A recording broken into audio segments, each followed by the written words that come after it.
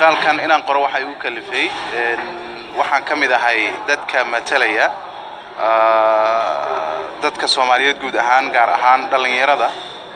shaqo la'aanta baahsan ay hayso oo soo qalin jabinaya maalin walba qaarna aanay hadda aqoon iyo xirfad gaar ah lahayn qaarkii wax soo bartayna ma taqaana aanay haysan shaqooyin ku filan in marka waajibaad waxa iga saaran aan u hadlo kuwa shaqo doonka ah ee maalin walba su'aalahan nagu weydiinayo oo nala hadlaaya waxaan ugu kalifay inaan u hadalno oo aan dawladii la hadalno oo aan u sheegno dhibaatooyinka haysta markay mid kamid ah waxyaabaha annaga nalka raba ayaa ah inaan dhibaatooyinka shacabka haysta dhalinyarada haysta aan u sheegno maaragtay dawladda inaan u sheegno shaqaale qaadayaasha oo dhan ama kuwa shaqaalaha qaato oo dhan in ay maaragtay nidaam maraan oo nidaamka rasmiga ah ay mari kari lahayn aan kala tarino dawladii shirkadaha gaarka loo leeyahay iyo hay'adaha matqaana NGO-yada oo dhan marka waxyaabaha uu kalifay waxa kamid ah shaqo la'aantii oo sii baahaysa waxyaabo badan oo shaqo la'aanta sii baahaysa ay sabab u tahay baa jira oo sidoo kale marka dhalinyaradii oo shaqo la'aana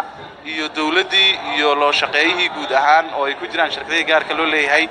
iyo maaragtay hay'adaha gargaarka oo inta badan maaragtay ayaga naftooda dhibaatooyin laga sheegto ayaa noo kalifay inaan sameeyno maaragtay maqaalkan inaan sameeyo u kalifay maqaalkaaga waxa u kala qaybisay marka dhowr qaybood oo ilaa hadda waxa horumar la sameeyay suuqa shaqada marka la joogo oo ka hadlaysay suuqa shaqada meeshii waxa ku sheegtay in dhaliil jirto nidaamka shaqaaleynta maxaad nala wadaagi kartaa oo og tahay oo ku saabsan habka ama shaqaalaha dawladda ama shaqooyinka ay dawladdu keento la xiriira dhankan gaarka loo leeyahay dhaliilo badan ayaa jira oo qaabka shaqaale qaadashada ah oo saddex qolo ayaan sheegay maqaalkayga inay shaqo bixiyaan oo dawladda iyo shirkadaha gaarka loo leeyahay iyo hay'adaha aan dawliga ahayn ama NGO-yada ama hay'adaha UN-ka guud ahaan intaba waxa lagu eedeeyaa in nidaam rasmi ah aanay u marin markay shaqaale qaadanayaan dawladii ayaa kamid ah nidaam rasmi ah aan marin inkastoo uu jiro law number 11 oo sheegaya nidaamka shaqaale qaadashada oo daahfuran haddana lama sameeyo oo waxaad aragtaa wasaaradihii inay shaqaale iska qoranayaan nidaam aan rasmi ahayn oo dadkii ku qanacsanayn inay marayaan waxaad arkaysaa shirkadii gaarka loo leeyahay inaanay shaqaalaha soo xayeysiinin oo qaab daahfuran aan loo qaadanin waxaad arkaysaa hay'adihii matqana local NGOs-ka iyo kuwii caalamiga ah sidoo kale inay ayaga naftooda nidaamka rasmiga ah aan marin oo ay matqana shaqaalaha markay qaadanayaan aanay u marin qaab rasmi ah marka taas ayaa nagu kaliftay oo problem badan ayaa dadka ay matqana kala kulmaan oo tusaale haddaan dawladda soo qaadano waxa jira tusaale aan haddaan ku soo qaato in hay'adda saadaasha hawada ama maaragtay civil aviation-ka maamusha hawada Soomaaliya ee la rabo dhawaan in loo soo wareejiyo halkan shaqaale qaadatay tira ah oo process-kooda uu socdo sidaan maqlay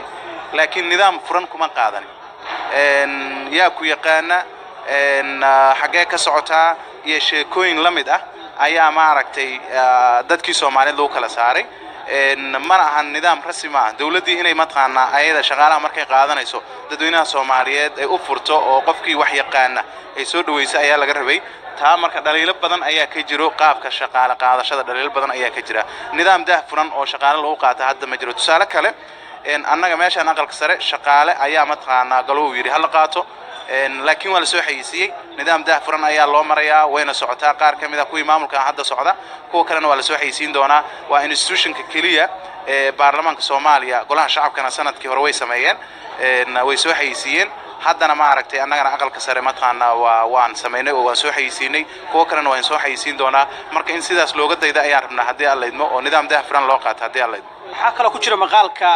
dhiirigelinta ardayga gudaha wax ku bartay ma adiga ayaa dareensan in ay jirto kala qaybsanaan dhanka waxbarashada oo mesela ardayga gudaha wax ku bartay inuusan haysan fursadda uu haysto ardayga wadan kale oo shisheeye wax ku soo bartay waad maasan tahay barashada horta meesha aan dhiirigelinaya waxay tahay ardayga ama gudaha waxa ku barto ama dibadda waxa ku soo barto ee baasaboorka Soomaaliga haysta in la dhiirigeliyo xukuumadda hadda jirta Ra'iisul Wasaare Khayre waxyaabaha lagu eedeeyay kamid ah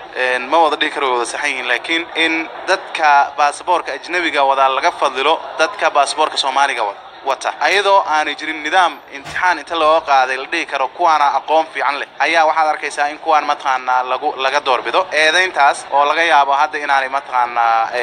aan si fuula loo cadeyn karin ayaa jirtay marka dadka gudaha wax ku bartay si gaar ah in loo dhiirigeliyo ay u baahan tahay marka haddii aan la dhiirigelinin waxaa imaanaysa inay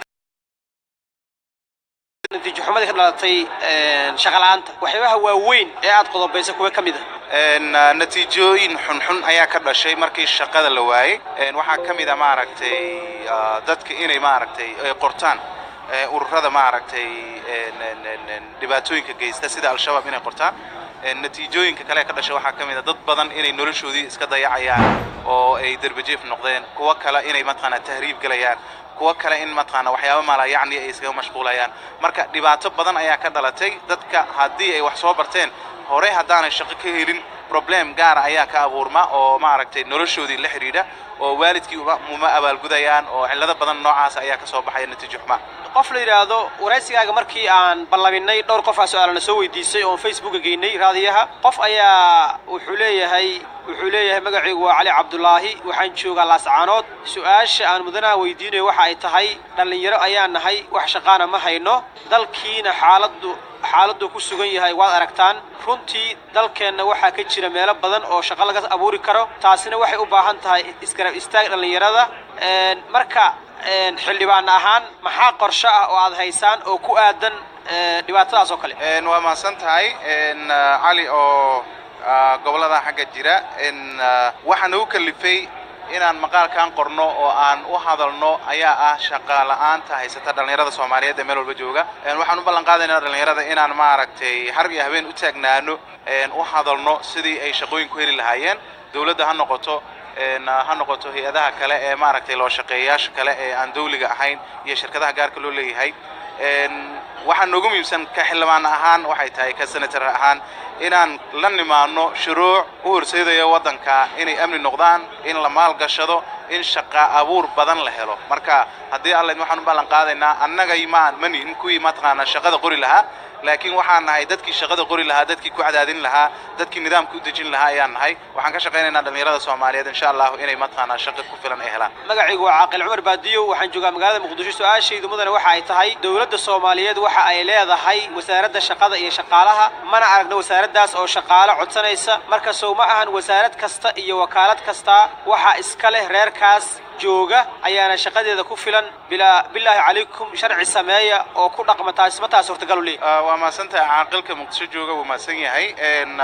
eedaymo iska jiraan dabcan in maaragtay aan weli nidaam daahfuran shaqaalaha dawladda loo qaadanin laakiin xukuumadda hadda jirta weli may furin oo may bilaabin inay shaqaale qaadato noocay doontaba ha noqoto wasaaradda shaqada iyo shaqaalaha inay ka shaqeyso nidaamaad horseedaya in shaqo abuur fiican dhalinyarada loo helo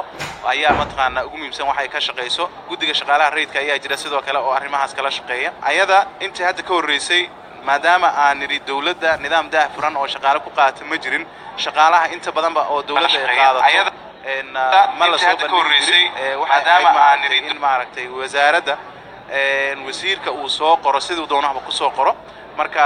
waxaan ka shaqeynaynaa insha Allah in nidaam dawli ah oo sax ah shaqaalaha dawladda lagu qaato guud ahaan Soomaaliya shaqaalaha oo dhan maaragtay nidaam dawli ah lagu qaato nidaam sax ah lagu qaato Cabduuli Faarax wuxuu leeyahay dadku waxaan ku mashquulsanahay oo ku wareersanahay waxa ay shaqadiinu tahay maadaama aad meesha ku cusub tihiin fasax ayaad gasheen adigu xageed booqatay markii aad fasax gasho leeyahay qofkani wuxuu joogaa Muqdisho waa maasan tahay dabcan xildhibaanada golaha shacabka iyo aqalka sare baarlamaanka federaalka guud ahaan waxay meesha u joogaan matalaada deegaanka iyo shacabka u joogaan dhibaatada deegaanka ka jirta guud ahaan inay ka soo waramaan ay u joogaan waa sax aniga deegaan doorashadeeda waxay ahayd mataqaanaa koonfur galbeed gaar ahaan gobolka Boqol magaalada Xudur ayaan tagay report ka soo diyaariyay dhibaatooyinka ka jira dawladana aan la wadaagay hay'adaha gargaarka aan la wadaagnay cidda qusayso oo dhan aan la wadaagnay problemyada aan soo report gareynay marka su'aal fiican ay ahayd inkastoo aan la xiriirin mawduuca aan ka hadlayn